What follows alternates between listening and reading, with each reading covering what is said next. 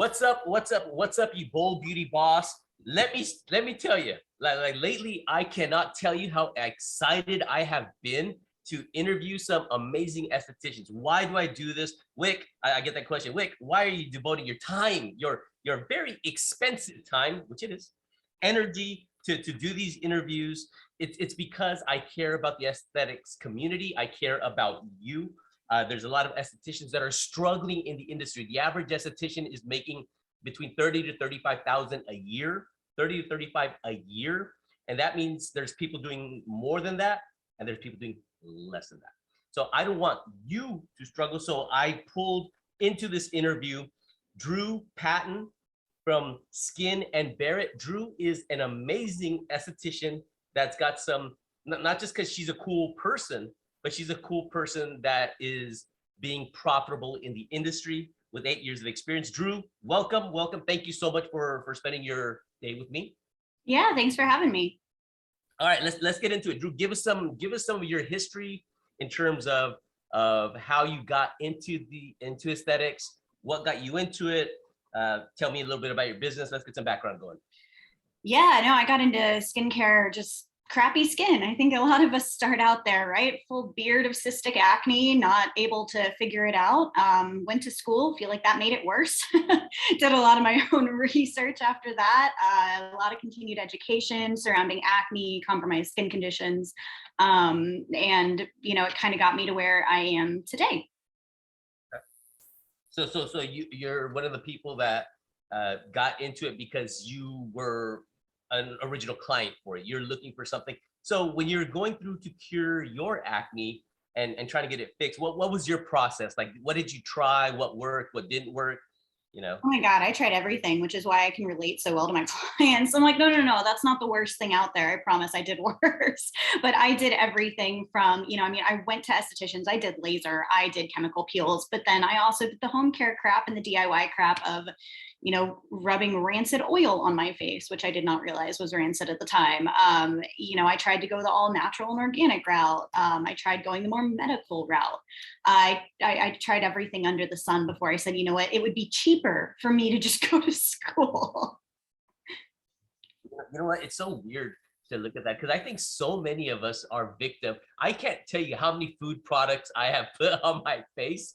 Everything from the papaya to the pineapple. I'm not saying some of that stuff doesn't work, right? However, what I am saying is I think most of the stuff on YouTube or the people we're getting advice from, it's just, it almost does more harm than good as opposed to going to somebody that is trained in this and has done it for a while with results. So what is your specialty in terms of aesthetics? What do you focus on in your business?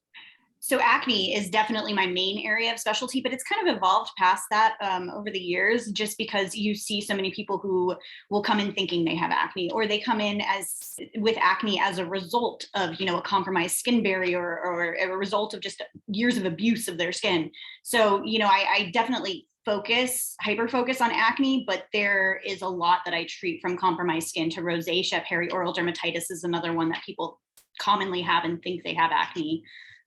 So, all of the stuff that surrounds acne, compromised skin, inflammatory conditions of the skin is really my primary focus.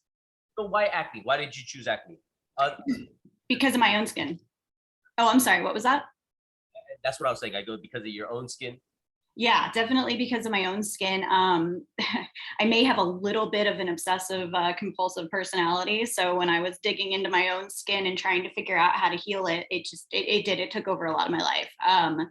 And learning as much as I possibly could about acne, brought me into really healing other people's skin as well. Funny thing though, too, is I had 2 kids back to back when I was going through this struggle myself. And that I was not prepared for. Everybody was like, oh, your instincts will kick in. You'll be great with kids. Yeah, not so much.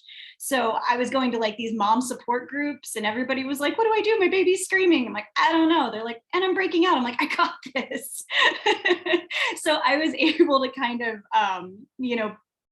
really help people in that sense in a time in my life when I probably needed more help than I should have been doling out.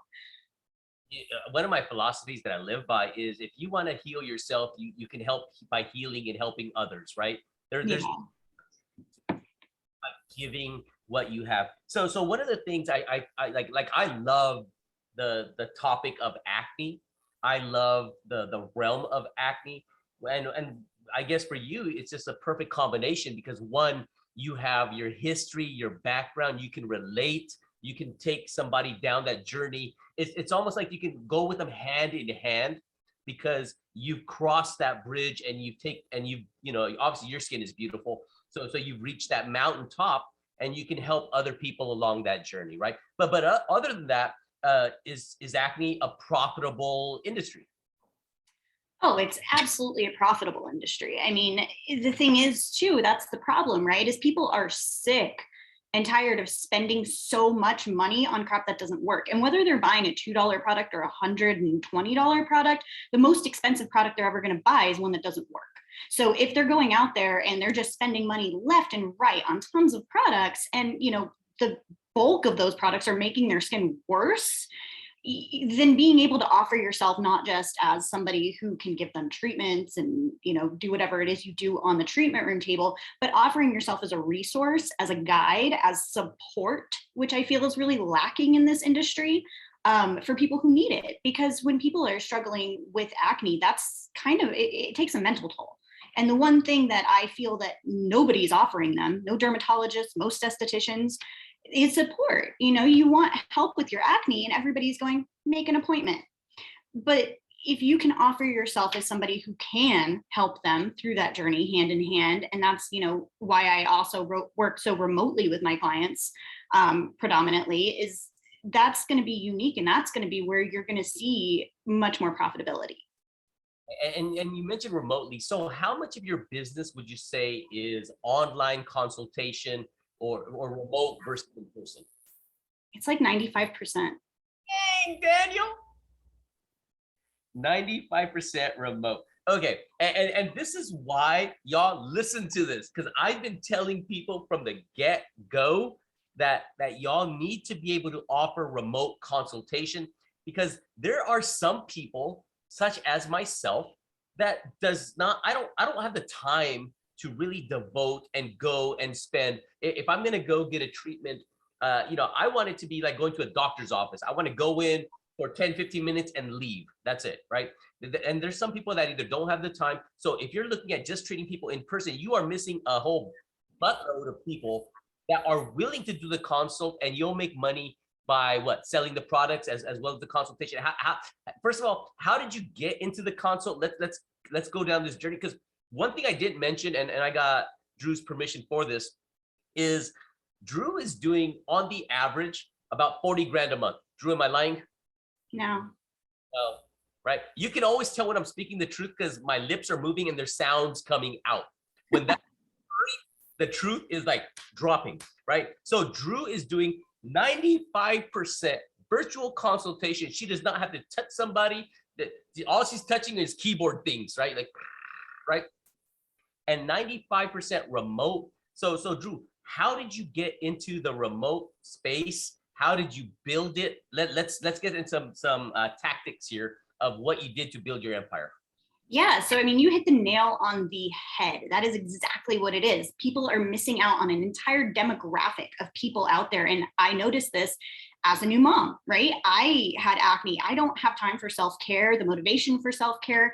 Self-care as a new mom is literally getting to go to the bathroom by yourself for 2 minutes. Like, that is self-care. So nobody has time to go in and take care of all of this stuff. And when I was I wasn't working at the time. I was on maternity leave from the spa that I worked at and stuff. And I had a lot of moms just asking for advice. And it made me feel good to be able to offer that advice, to be able to help them, to say, this makeup that you're using, super comedogenic. Let's just see what happens if you take that out. I wasn't doing anything in an official capacity at that point. So eventually, I started to see that, this is something that is profitable. It is something that's realistic. I don't have to leave my house and leave my children and go in and work on people's faces for, a 10-hour day.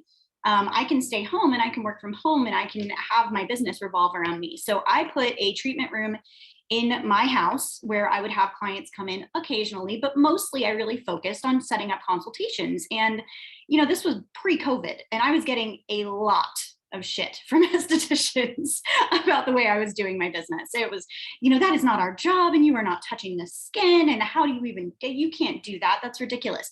But, I was able to be much more engaged in these clients' skin and in their journey. I was looking at their skin every single day. As an esthetician, if they come into your treatment room, you're seeing them once a month at most.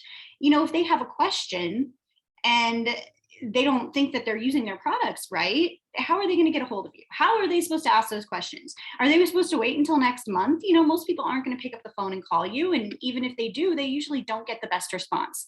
So I set up this platform where my clients can contact me at any time. I tell them, please give me 48 hours to respond, but I'm more of a same day response kind of person.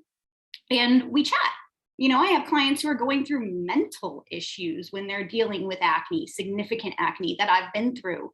So I can actually, calm them and play therapist for a little bit and say, listen, this is normal. Let me give you a couple of tips. At night, allow your face cleansing protocol to be more of, an experience. Turn off the lights, stop staring at it. Light some candles, put on some Sade, get some stuff going, and just, really calm yourself down, because that stress is going to contribute to acne a little bit more. So I work with my clients day in and day out. It's not a set time. We have that one initial consultation. Past that, we are messaging back and forth in my online platform. And that's what we're doing and how we're seeing changes. They're sending me images. I'm sending them, let's tweak this in your protocol. I'm making money off of the products ordered, but honestly, my consultations for the first 3 years I was doing them were free. So now what is your system? So in the beginning to start with, because I think a lot of people are definitely not where you are, right? So if someone was gonna start this doing virtual, I'm a brand new esthetician, I'm like, oh my God, I want to do virtual consultation. Walk me through the process of what you would do now. Because one of the things, Drew, is, you started this a while ago, right? And I'm pretty sure there's a bunch of things you did right, and there's some things that you figured out could have been done better, right? So basically, now that you know more, if you could go back to the Drew that started this before doing virtual consults, what would you have that do? And imagine I am that new esthetician, and you're walking me through the journey as a consultant and saying, okay, Wick, you want to do virtual consults, you want to start banking and making, an extra 10, 20, 30, 40 grand a month. This is step one, and walking through that journey.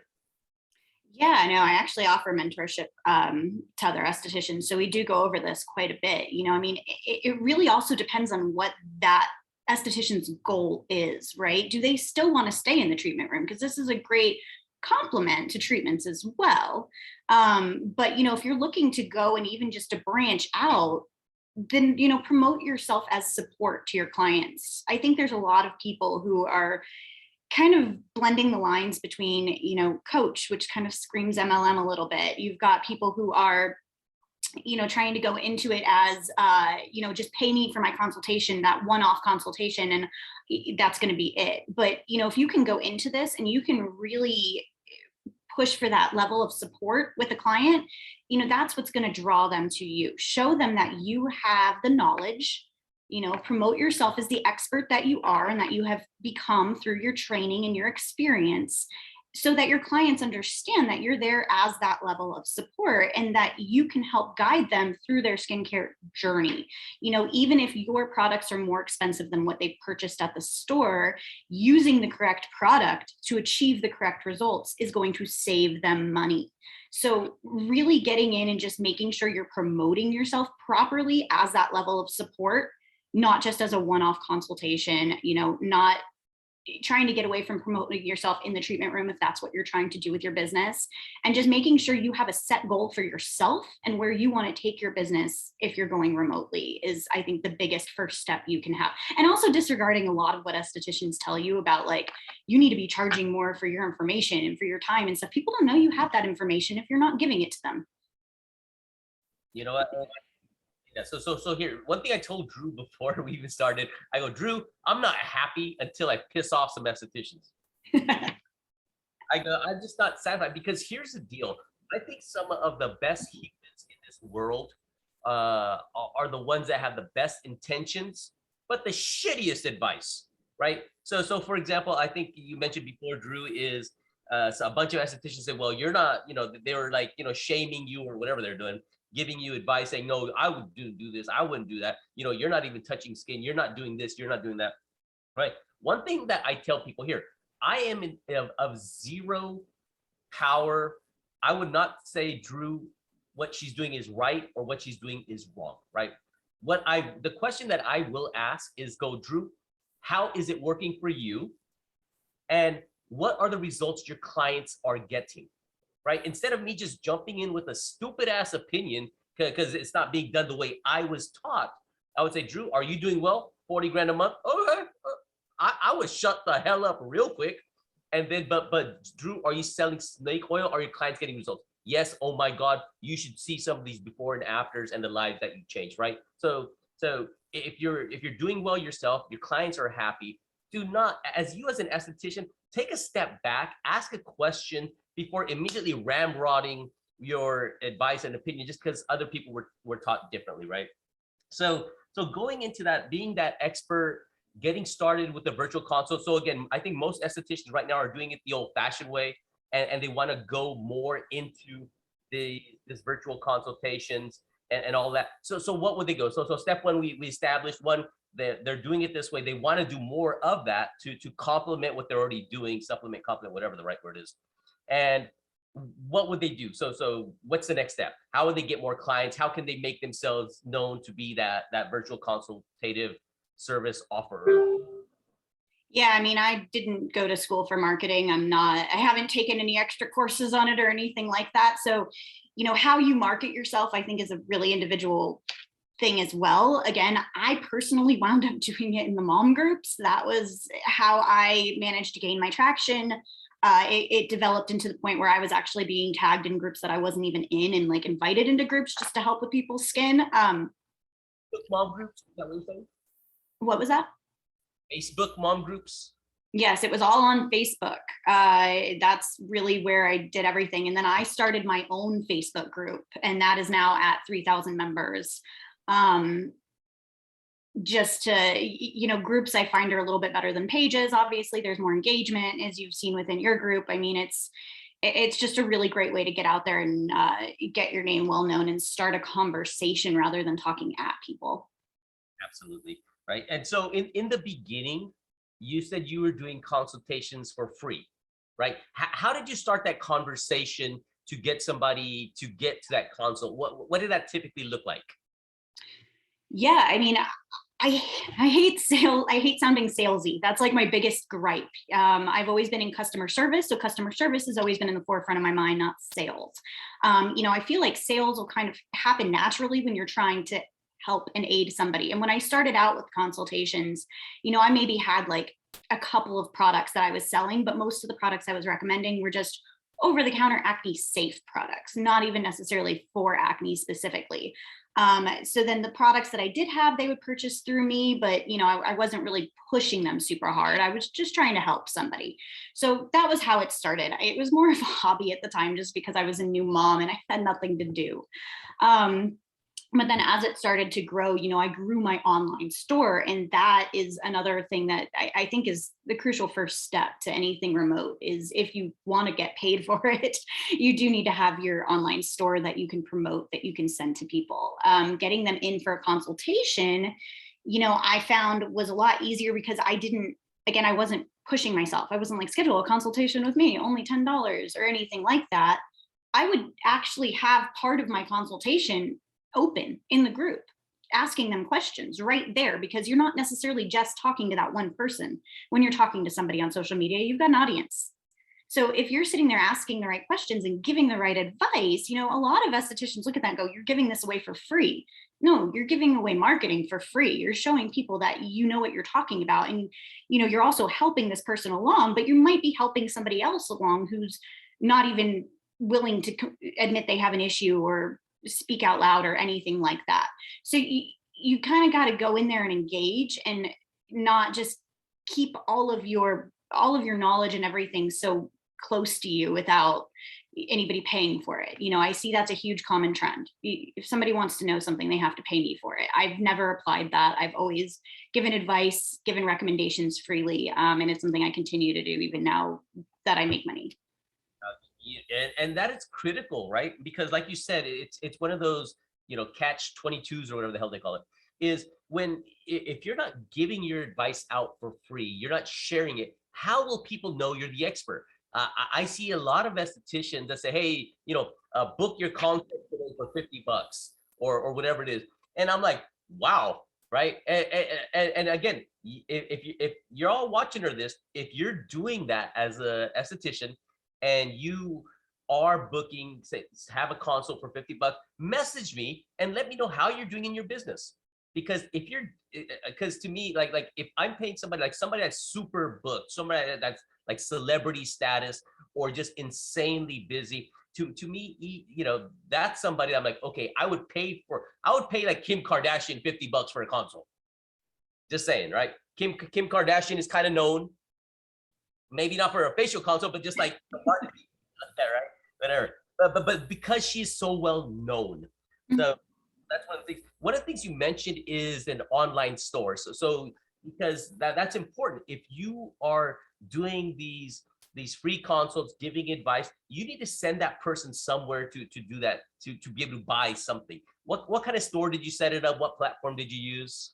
Oh, I used Squarespace right off the bat. It's not Square because everybody seems to think they want to go to Square for their store, but I thought Squarespace was amazing to use in the beginning. It was so easy to build and it looked so good when I was done. I was so proud of myself for building my own first store, and it looked good. It wasn't until my volume started really ramping up that I was like, I need a new store. I went to Shopify. If you intend to, have a lot of volume, maybe you start with Shopify and you hire somebody to build your website, which I had to ultimately do. But starting off and trying to keep things minimal from a cost standpoint, Squarespace was amazing. Awesome. Okay. And so what was the next step? So was your goal to get involved in these mom groups, give advice, share, and then at what point did you create your own group to bring them into that? How did you transition that and why? Well, actually, I had a group of moms who were actually very supportive. I think most moms can attest to mom support groups not being very supportive in retrospect. But I did have a group of moms who were very supportive. We were all going through the same thing, all have the same age kids. And I was helping them with their skin, whenever they had questions. It wasn't anything official. And they were like, you're really good at this. You should start your own group. And I was like, that's crazy. I'm not doing that.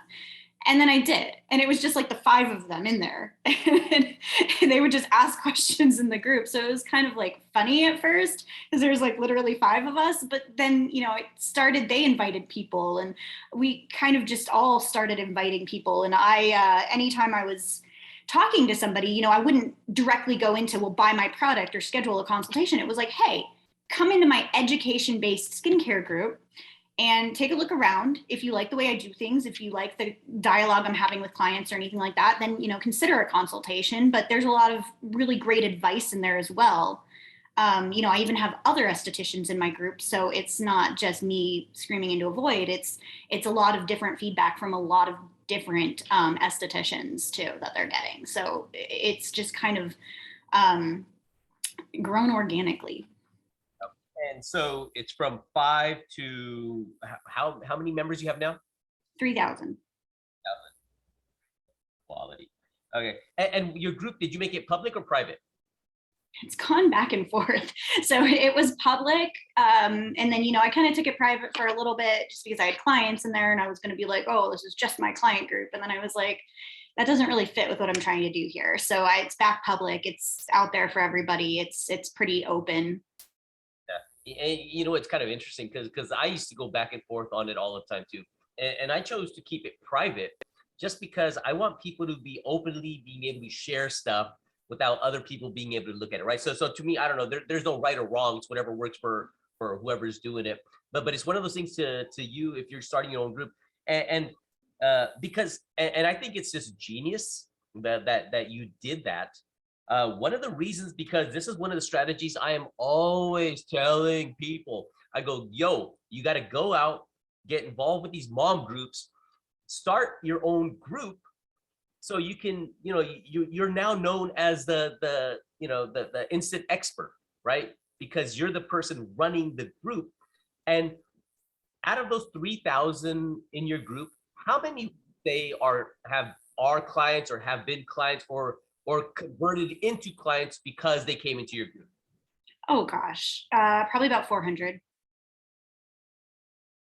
Right? See, and this is why y'all listen to me. I think one of the biggest problems in the aesthetics community is y'all don't have enough leads, right?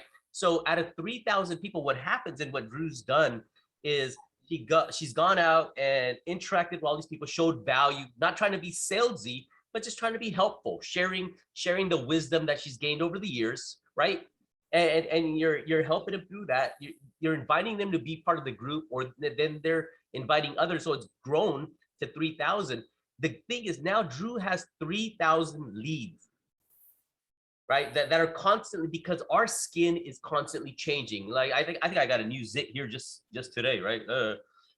If I was in Dru's group and I was concerned about this zit, I'm like, Dru, I just got a new pimple. What do I do? Because I'm in Dru's group. I trust her. I know her. I trust her. I like her. She is the person I'm gonna ask, as opposed to randomly trying some other thing. So that's awesome. So the groups you got that coming in. Is that where you get most of your consult business from? Is it from the groups?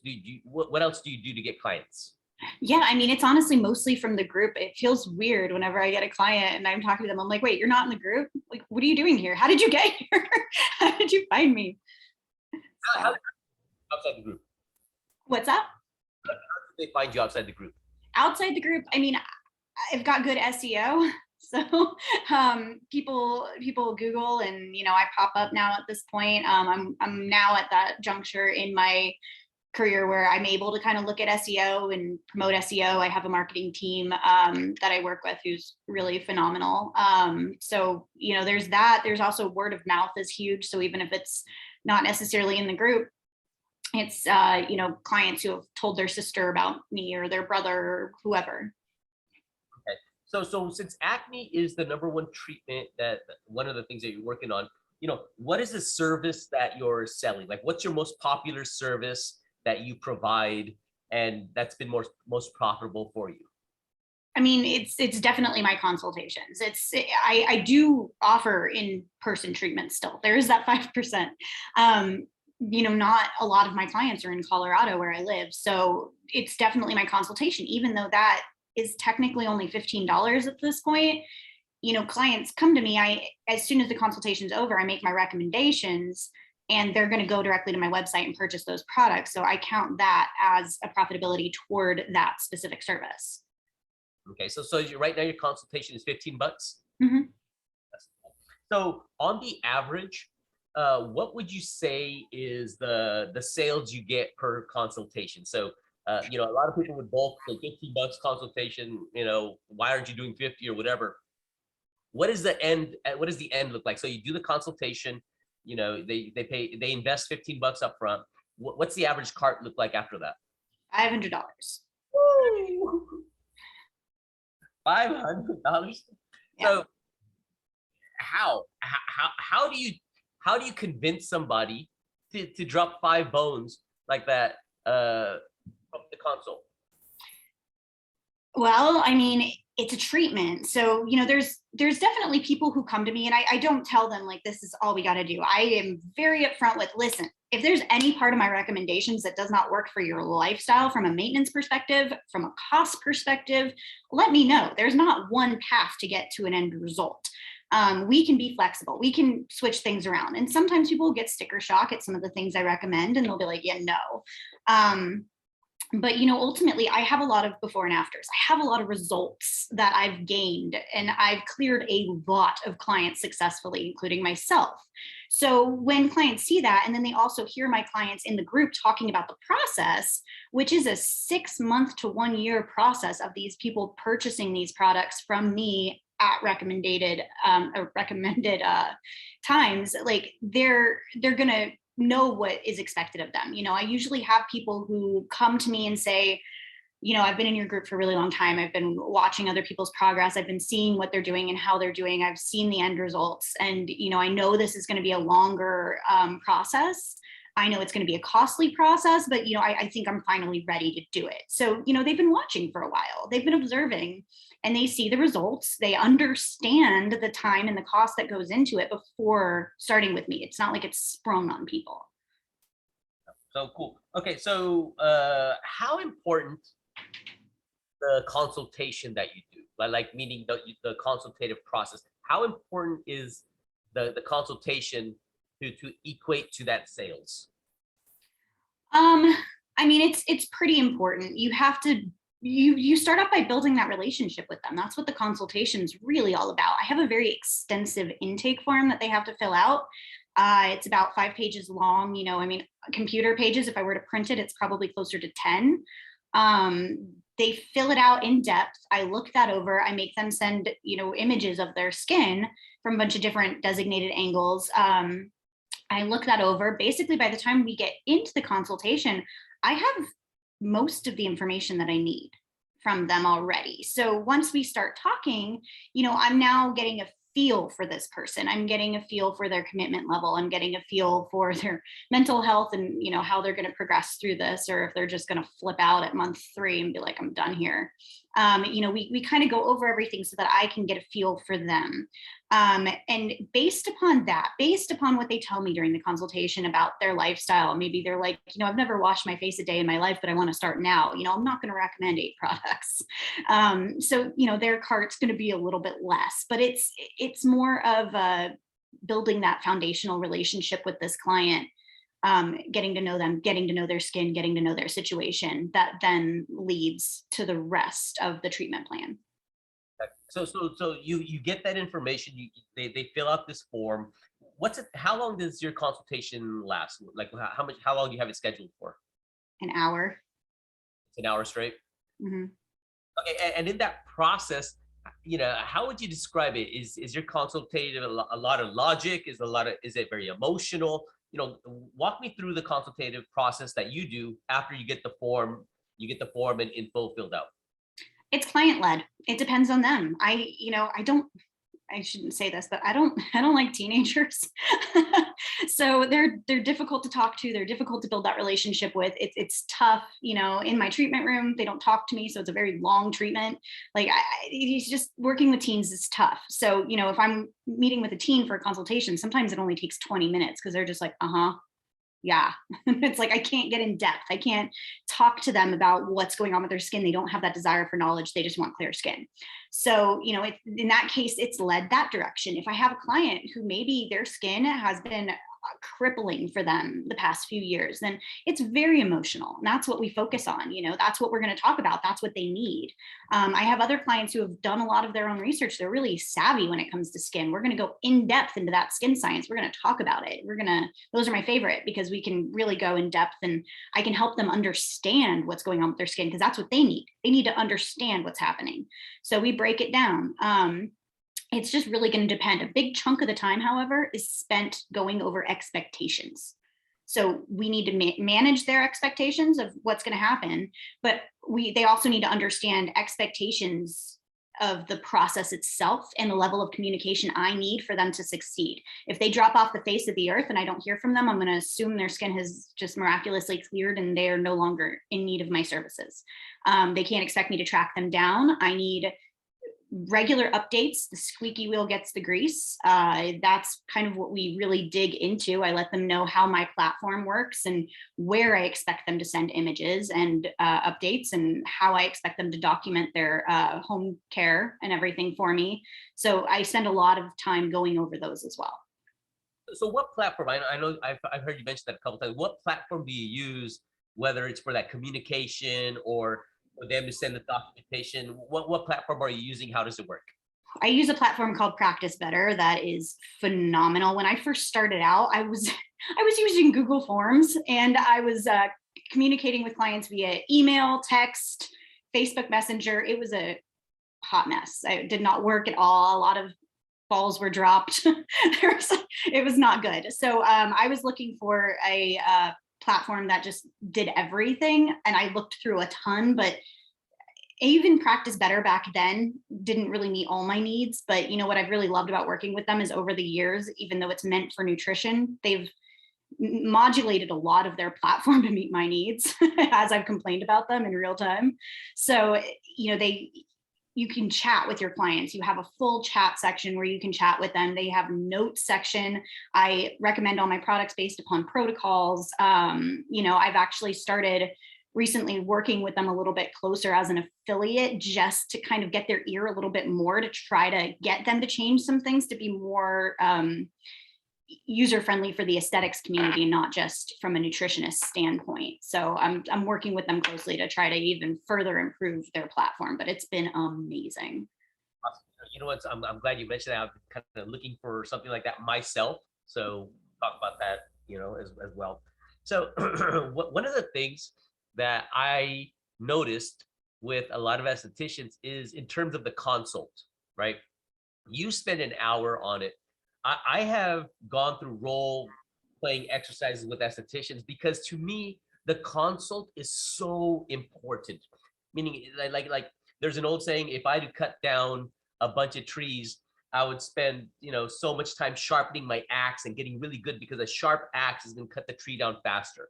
And to me, I feel the consult is the same way, as opposed to seeing it like a form. You just go through, okay, you said this, okay, you said this, okay, I think it's going to take about 6 months, and I can probably help you, and we're going to do microneedling and this. That's what most consults sound like, right? Yeah. Why? Like, I'll tell you straight up, I don't feel that's effective. It wasn't effective on me. It was a very logical format as opposed to emotional, to get me to open up and really share with you my pain and why I need this, what I've tried, and for you to educate me a little bit on why that didn't work and why you're the answer and why yours is going to finally help me succeed where all the others have failed. So, you know, do you feel that way of a consult is good, bad, and how do you do it?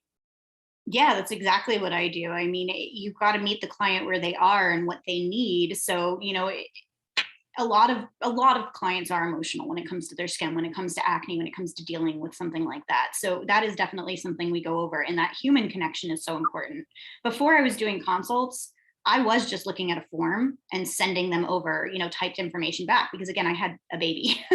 So I didn't. Let me ask you a question. Of you, how many, if you had to give me a rough percentage, a ballpark, how many would you say are emotional?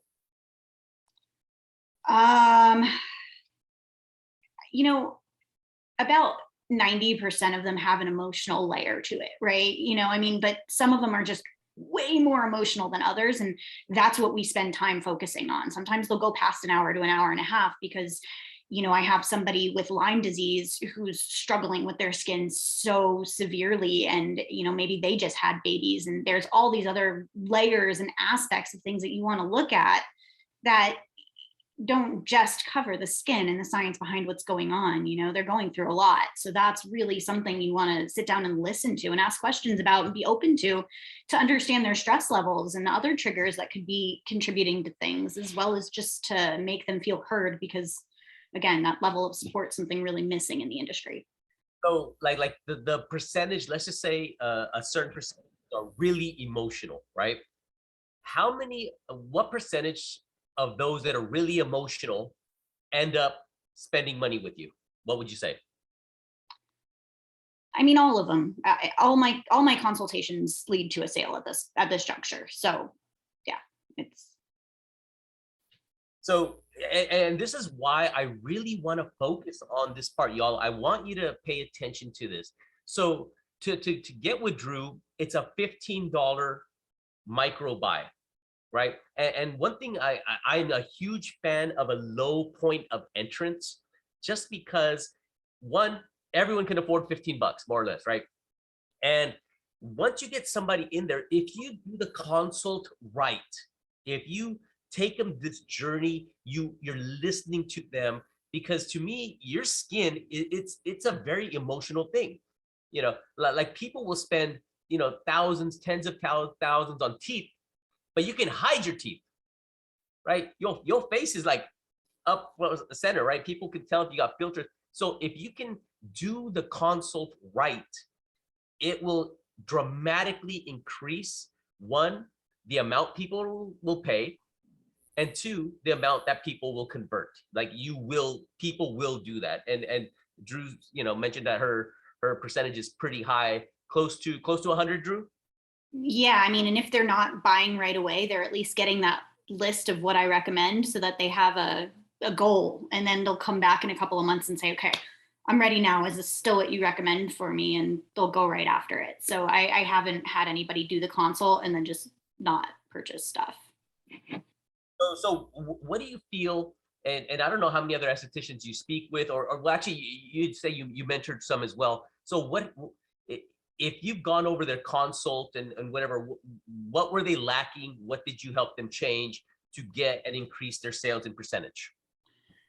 So it's kind of complicated because the estheticians I mentor haven't gone into remote yet. So they don't do the full remote consultations yet. So we're still working on how to build up that platform and how to convert their existing clients into remote clients as well. So when we dive into actually doing the consultations though, you know, I focus heavily again on that support factor.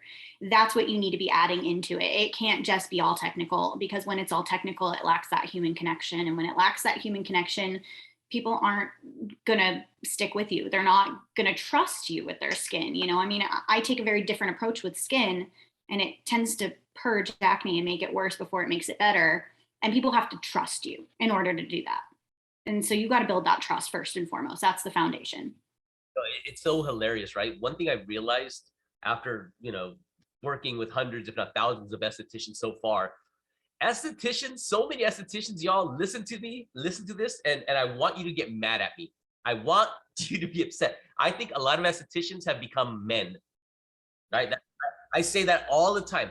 Estheticians are becoming men, because you know why? Me as a dude, when my wife comes and she's, you know, unhappy or she has a problem, and I'm like, oh babe, you should have done this, or you should have said this, or you should have done this, right? That is wrong. What I probably should have done is like, you know, I need to comfort her first. Oh babe, it's okay. Come here, tell me about it, right? Share, you know, what's going on? What happened? How did that make you feel? Oh, babe, I'm there for you, right? So with the consult, listen to me, especially if you're doing this. I'm telling you, I know so many that do this. They'll say, well, you know, a client will come and say, hey, I got wrinkles, I got this. Okay, you need microneedling. It's like, no, you don't just give them the solution of what they need right then and there. You don't know. You don't know what they're doing, what they've used, what they haven't used, what they've tried, you know, what process they've gone through, how's it made them feel, are they ready to commit? You know, you don't know this stuff until you go through that consult. Drew, am I lying? No, that's spot on. You need to know all that stuff. Yeah. Right? It's like, you know, how naive is it for me to just think I know everything because I see a wrinkle, it's a microneedle. Just because it's a nail doesn't mean I'm the hammer, right? There's a lot of ways to be open-minded with that. So Drew, what are some of the other things that have helped you in the journey? What have you learned that has helped you grow your sales to the wonderful number that you have? You know, that there's no box that you fit in as a professional. You don't have to follow everybody else's rules. You don't have to do what they've told you to do in school. And anytime somebody tells you you can't do something in the industry because it's not how it's been done in the past, you can flip them off and walk away. You don't need to fall into that category. I haven't worn pants to work in a year. You know, and that's it depends on you. It depends on what you want to do. But one thing I'll tell you is, if you can set yourself up as a virtual consultant esthetician, you know, you are opening the space up quite a bit, because one of your clients might have a cousin in another state, right? You're in Colorado, you might have they might have a cousin in New York. Well, now that person is a potential client. You're eliminating borders, you're eliminating people Yeah. there, you're eliminating your overhead and all this stuff, because people are just going to get stuff and buy stuff, right?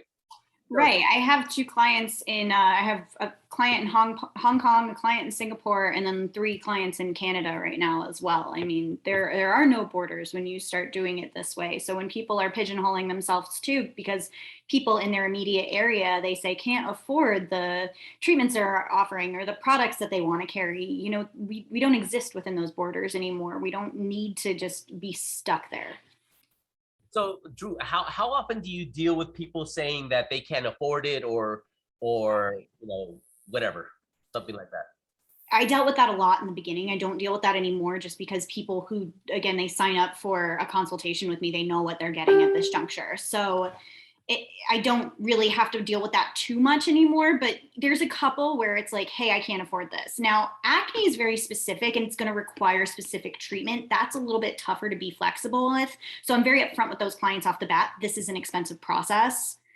But, if it's just maintaining healthy skin or, maybe they've got dehydrated skin or sensitive skin, those are a little bit easier to work with within the confines of a lower price tag. So when that happens, I let them know I'm still there to support them, regardless. I don't need a $500 price tag from them to be a supportive person. Even if they want to purchase somewhere else because products are a little bit cheaper, I'm still going to help them look at an ingredient deck and say, this is good or not. But, I have brought in some lower price tag products into my store for those clients who just can't make the commitment to the higher price tag things, because I would rather them be using something good that I recommend at a lower price tag than just going to the store and relying on marketing to make their decision. So one thing that you said is you dealt with that quite a bit in the beginning and not so much now in terms of the objection of I can't afford it or the price is too high. Why did you deal with it more in the beginning and what's changed to make you deal with it less now?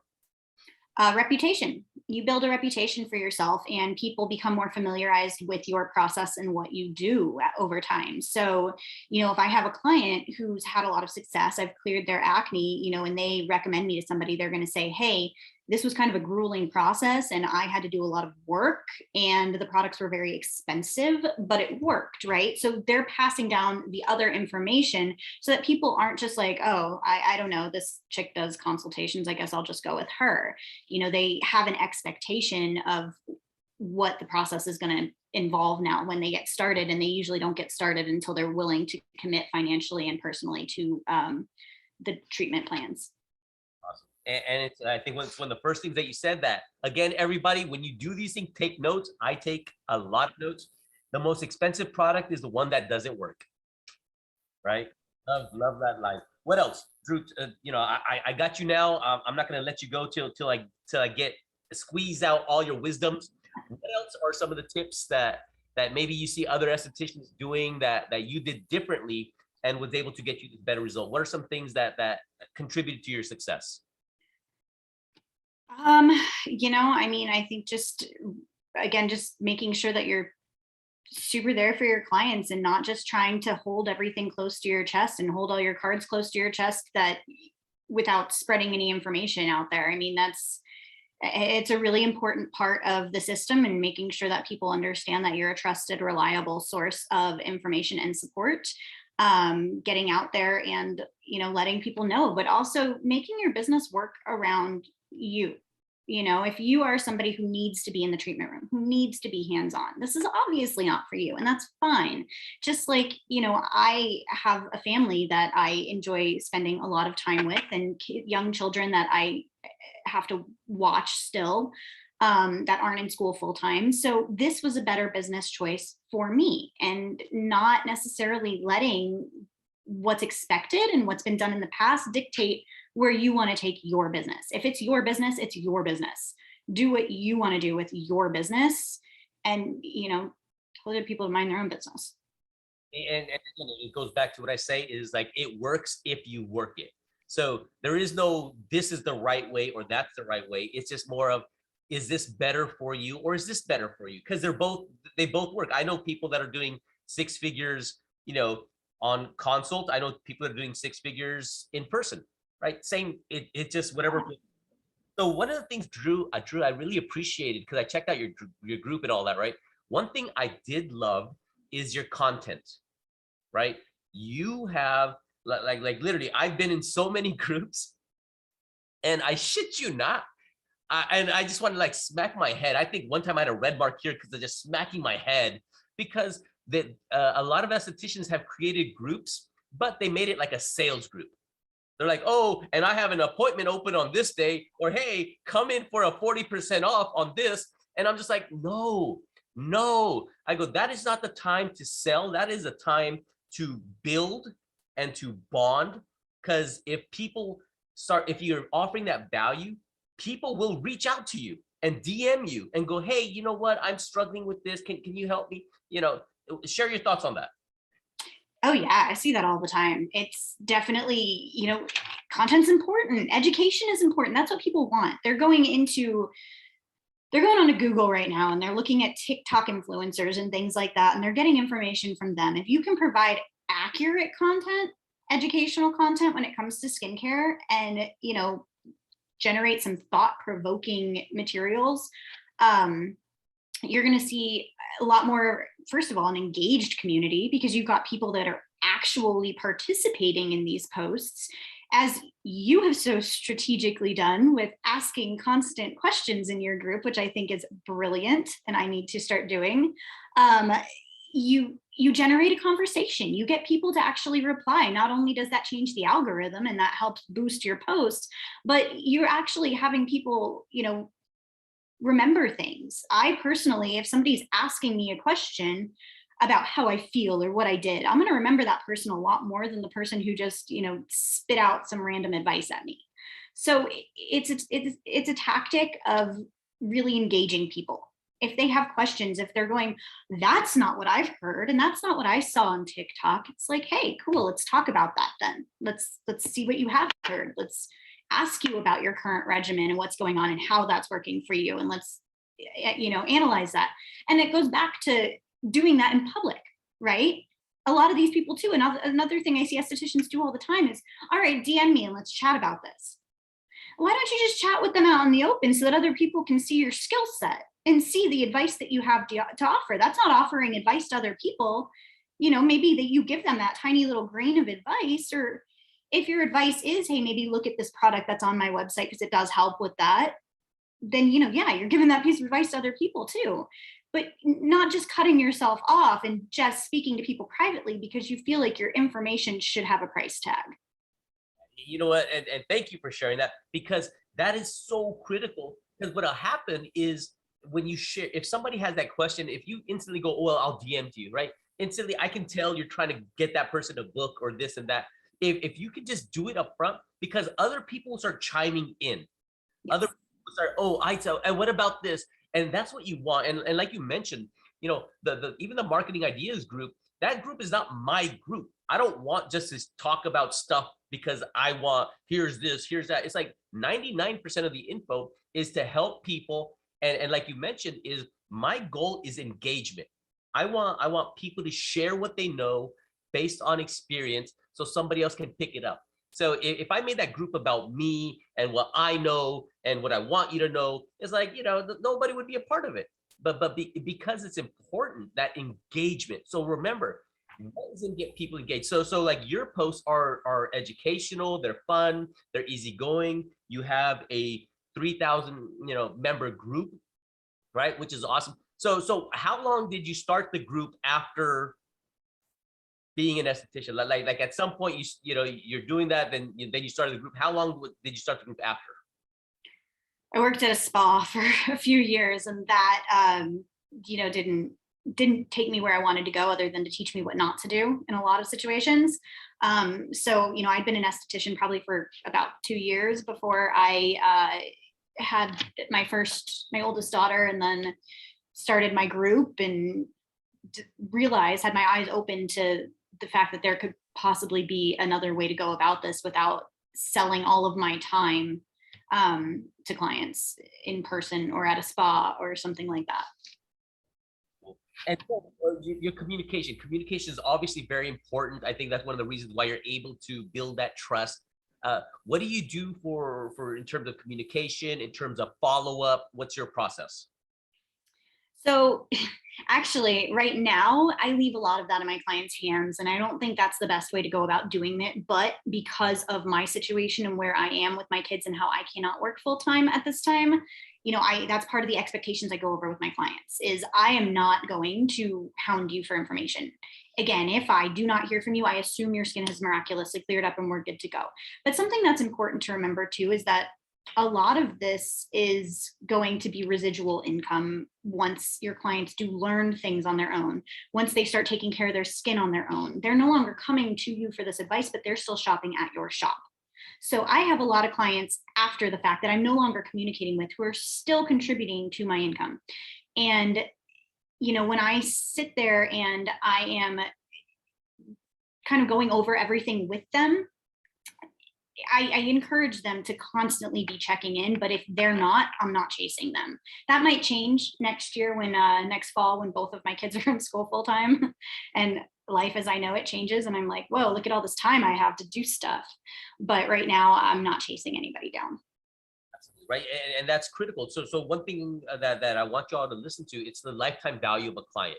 You get somebody used to and trained to doing something that gets you results, then at some point you can take off the treatments and that client will continue to go and just keep buying the products because one, your products got them results. They know how to use their products. And I think a lot of us humans, we are creatures of habits, right? If something is working for us, if it ain't broke, then don't fix it. You like your skin? Good. Keep doing this. And that's important.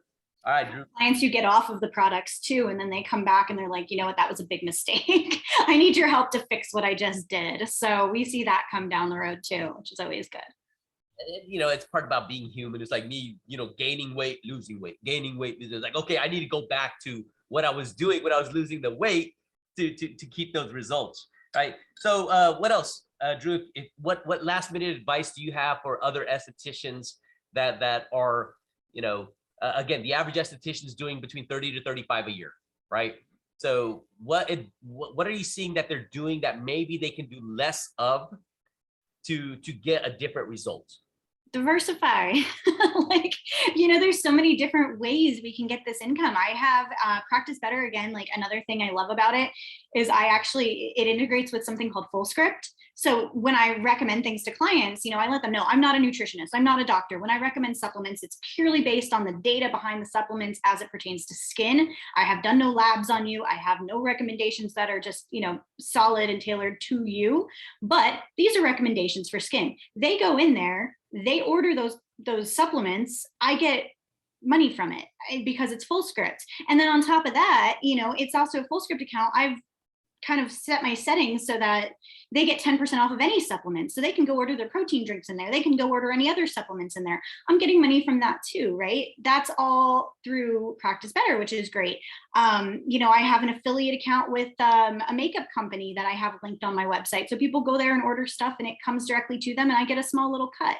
So there's a lot of different ways that you can be earning money. I have clients who do still come in person for treatments, and that helps. If I need to earn a little bit of extra cash before a vacation or something, I let my clients know, hey, this is rare, but I'm doing 2 days of facials in a row. Come on in. There's a lot of different ways you can go about doing this, just hyper focusing on this is what I was taught in school, this is what I was told I need to do, and this is how I need to do it. It's going to do a lot more harm than good.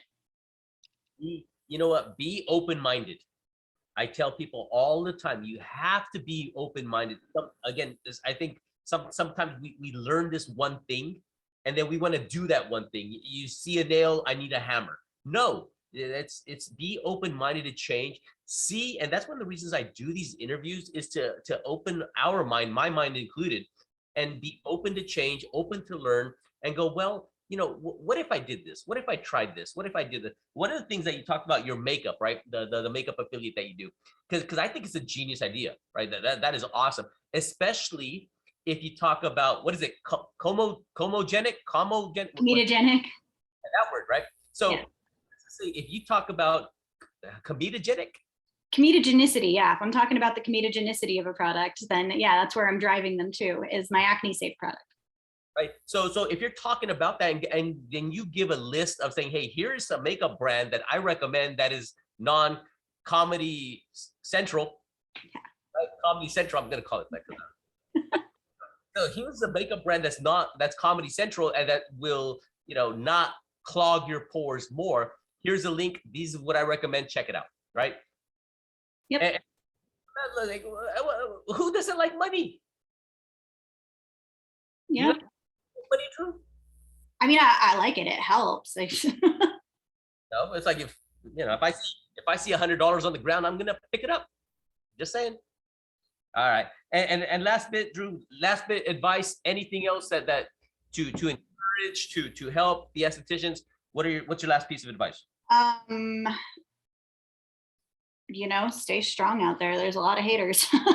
But on top of that, honestly, I don't know if I'm allowed to say this hopefully right now, but I am doing a webinar on Practice Better as well. I also have an esthetician specific group called Science in Aesthetics. So you can find the link to that webinar in there, but it's going to have a lot of information about how to start Practice Better up.